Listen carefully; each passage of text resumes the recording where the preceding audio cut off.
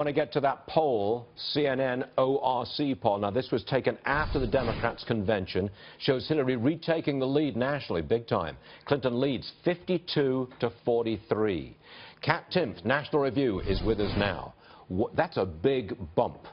Is that because of the success of the Democrats' convention, or Donald Trump chasing down sidebar stories? Yeah, definitely because of Trump. She had a bad week. The convention speech was horrible. She was flat out lying, making inconsistent statements about her emails again. And whenever there's a possibility to have bad Hillary headlines, it's almost like Trump just comes in and just decides to steal all the thunder by saying something awful about Gold Star families, for example. And he routinely does this. That was a bad one. It doesn't always even have to be a bad one because, you know, people a lot of times just read headlines. They don't, you know, they get news on social media. They don't read everything.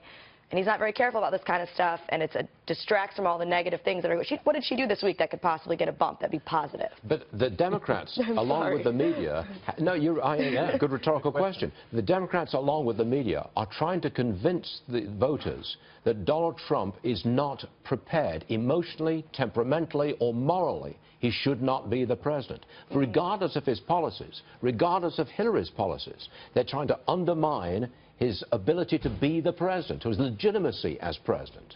Right. And so far that seems to be successful, actually. Right. Well, he should, for example, with the Mexican judge comments, there was a dismal jobs report that came out that he could have been talking about. He really, like you were saying earlier, needs to stay on message, talk about what he's going to do, and be aware of the fact that when he makes these statements that are outrageous, people sometimes they help him, but they will take away from having headlines about Hillary Clinton that are negative. Friday morning, we received the jobs report. Right. It was it's the worst recovery from a recession since 1949. What was the media, what was everybody talking about over the weekend? The cons. Exactly. And the story from Thursday night. Exactly. So then Hillary's able to say, you know, basically she's, you know, the next Obama, and people think that's great. And, you know, the Obamas gave beautiful speeches at the convention, and no one's looking at this report because everyone's too busy talking about what Trump said about the family. Do you think he can rein himself in? Can he stop taking the bait? I asked him that this morning. Yeah, sometimes he seems like he can for a while, but then he kind of falls right back into it. So we'll see, especially because it can be a lot less than what he did that'll still get attention, because if someone just reads a tweet Here's or what I'm picking up from Trump supporters. Dismay. Please stay on message. Yes. Stop chasing down these sidebar stories. Stay on the message of prosperity and making America great again. Absolutely. I see some dismay on the faces. I do. 97 days left. That's all we got.